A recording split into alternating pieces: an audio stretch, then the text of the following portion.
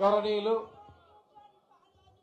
సభాధ్యక్షులు మీ అభిమాన నాయకుడు వ్యవసాయ రంగాన్ని చక్కగా తీర్చిదిద్దినటువంటి పెద్దలు నిరంజన్ రెడ్డి గారికి, గౌరవనీయులు ఇన్ని ప్రాజెక్టులు కంప్లీట్ అయినామంటే కేసీఆర్ గారి ఆదేశాల మేరకు రాత్రింబగళ్ళు కష్టపడి నిద్రలు కాసి అధికారుల దగ్గర గంటలు గంటలు చర్చించి ఈరోజు మన జిల్లా సస్యశ్యామలం కావడానికి, జిల్లా బాగుపడడానికి ప్రధాన కారకుడైనటువంటి గౌరవనీయులు పెద్దలు హరీష్ రావు గారికి, జిల్లా అభివృద్ధిలో ప్రధాన భూమికను పోషించినటువంటి మాజీ మంత్రివర్యులు లక్ష్మారెడ్డి గారికి, గౌరవనీయులు పెద్దలు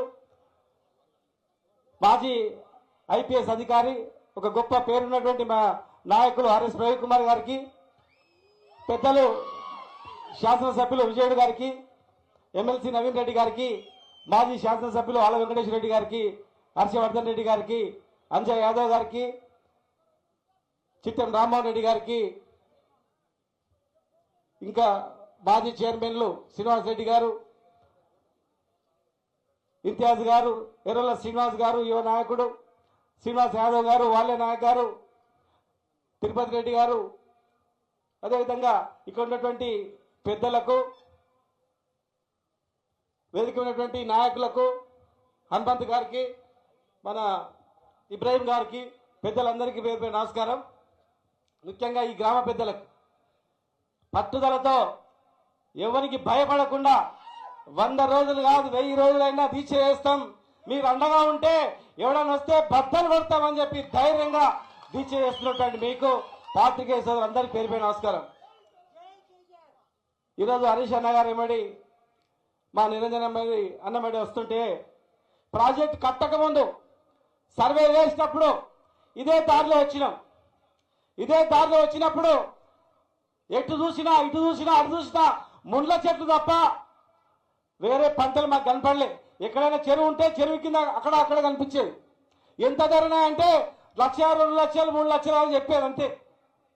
ఆ రోజు అనుకున్నాం, అరే ఇంత సారవంతమైన భూమి ఉన్నా, నీళ్లున్నా, నదులున్నా, మన కళ్ళ ముందర ఉప్పొంగి సముద్రంలో కలిసిన ఈ పాలకులు, ఈ దరిద్రులు ప్రాజెక్టులు కట్టక మనల్ని వలసపోయేటట్టు చేసిండ్రు, మన బతుకులు ఆగం చేసిండ్రు కదా. తెలంగాణ వచ్చింది, తెచ్చిన నాయకుడు ముఖ్యమంత్రి అయ్యిండు, ఇలా వెంట ఉన్నటువంటి నాయకుడు ఇరిగేషన్ మంత్రి అయ్యిండు. మనం బాగు చేసుకోవాలని చెప్పి కన్నా కష్టాలు పడి ప్రాజెక్టులు అన్నీ కంప్లీట్ చేసుకున్నాం. ఇంకా నీళ్ళు రాలే, మోటార్లు ఫిట్ చేసినాం, ఆన్ చేసినాం, ట్రయల్ రన్ అయింది, ప్రాజెక్ట్ రిజర్వాయర్లు కంప్లీట్ అయినాయి,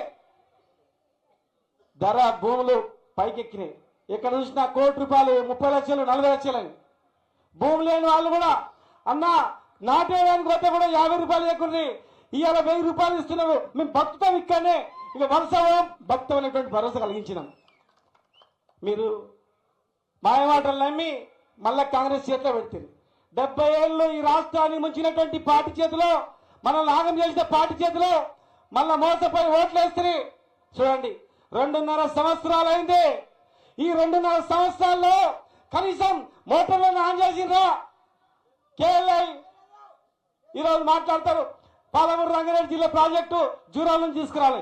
జనవరిలో అయితే జూరాల ఎండిపోయింది, కానీ ఇవాళ ఇక్కడ మనం పంపింగ్ చేస్తా ఉన్నాం. ఈ రోజు కూడా కనీసం ఈ సన్నాసులకు ఇంత జ్ఞానం కూడా లేదు. అరే జనవరిలో ఎండిపోయింది, ఇప్పుడు ఇక్కడ పంపింగ్ అవుతున్నాయి, కనీసం మేధావులు కూడా మాట్లాడట్లేదు. ఆన్ చేసిన పంపులు బంద్ అయినాయి, ఆన్ చేస్తే మొత్తం రిజర్వాయర్లు ఉండేటివి, అవి ఆన్ చేయలేదు. ఎస్ఎల్బిసిలో 6 మంది ఇరుకపై లోపల శవాలు ఉన్నాయి, అది కూడా తీయక చేత కాలేదు.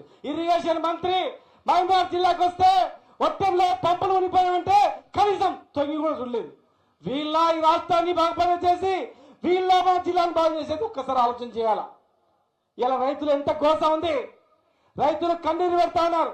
ఈరోజు అక్కడక్కడ వర్షం నీళ్ళకు మేకలు, గొర్రెలు, బర్రెలు, చేపలు, మా తిరుపతి రెడ్డి గారు ఇంతకుముందు చెప్పిండు, ఇక నిండా చెరువులు చేపలు ఉన్నాయని చెప్పింది వాళ్ళ ఇంటికి ఆడుకోతే. మరి చేపలకు, గొర్రెలకు, అన్ని కులవృత్తులకు ఒక జీవకళ వచ్చింది. రైతు బాగుపడితే అందరం బాగుపడుతున్నటువంటి ధైర్యం వచ్చింది. ఇలా వీళ్ళ 2.5 ఏళ్లలో ఒక్క ప్రాజెక్టు కంప్లీట్ చేయాలి, మోటార్ ఆన్ చేసి నీళ్లు నింపడానికి చేత కాదంట, కానీ ఇక్కడ ఈ గొల్లపల్లిలో చీరపల్లిలో ప్రాజెక్టు కడతారంట. ఎవరి గురించి కడతారు, ఎందుకు కడతారు? ఆ ప్రాజెక్టు మొత్తం నింపిన తర్వాత ఖచ్చితంగా అవసరం అనుకుంటే పంపింగ్ చేసుకుంటారు, కానీ దీనివల్ల లాభం లేదు. కేవలం కాంట్రాక్టర్లను లాభం చేయడానికి, కాంట్రాక్టర్లను బతికించడానికి చేసిన ప్రాజెక్టు తప్ప వల్ల ఏం లేదు. మోసం చేసి అధికారంలోకి వచ్చిండ్రు. ఇలా మన జిల్లా మొత్తం వ్యవసాయం చేసుకుని బతకాలి, మనం వేరే బతుకుతారు లేదు మనకు. ఇప్పటి వరకు 2.5 చేసింది ఏం లేదు. ఇక మిగిలింది ఎంత తెలుసా? ఇంకా సంవత్సరం లేదంటే సంవత్సరంన్నర. వీళ్ళు ఎప్పుడు చేస్తాడు, ఎప్పుడు వీక్తారు, ఎప్పుడు చేస్తారు చెప్పండి?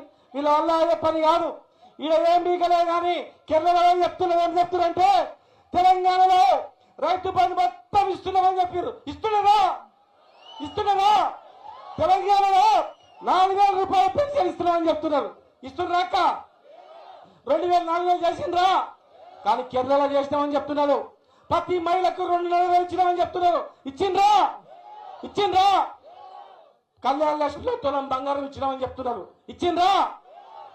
వీళ్ళ ముఖాలకు పైసలు పెట్టి ఒక యూరియా బస్తాలు కావాలంటే యూరియా బస్తాలు కూడా షాపులలో దొరుకుతున్నాయా?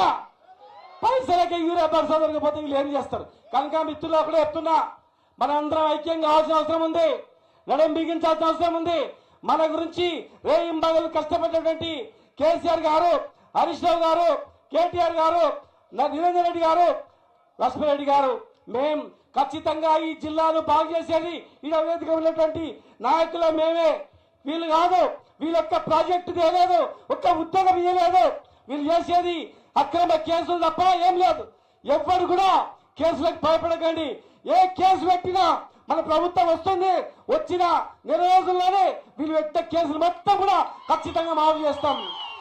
తెలంగాణ ఉద్యమంలోకి ఎత్తిన కేసులు రాష్ట్రం రాగానే ఎట్లయితే ఒక జీవోద్వారం రద్దయినాయో, ఈ కాంగ్రెస్ పరిపాలనలో మీ పైన పెట్టిన ఏ కేసు అయినా కూడా ఖచ్చితంగా అలాంటి కేసులను రద్దు చేయిస్తాం. భయపడకుండా మీరందరూ కూడా ఏ ఎలక్షన్ రాబోయే ఎలక్షన్స్ ఉన్నాయి, ఎంపీటీసో జెడ్పీసో పెట్టాలా అవుతారు ఆలోచన చేస్తా ఉన్నారు. రేపు ఏ జరిగినా, ఎవరు ఆందోళన చేసినా ఇది వనపర్తి కదా, ఇది ఏదుల కదా, లేకపోతే ఇంకోది అనొద్దు, అందరం రావాలి. ప్రజా వ్యతిరేక పరిపాలన మనం ఖచ్చితంగా నిరోధించాలని చెప్పి మీ అందరూ కూడా తెలియజేస్తూ జై తెలంగాణ.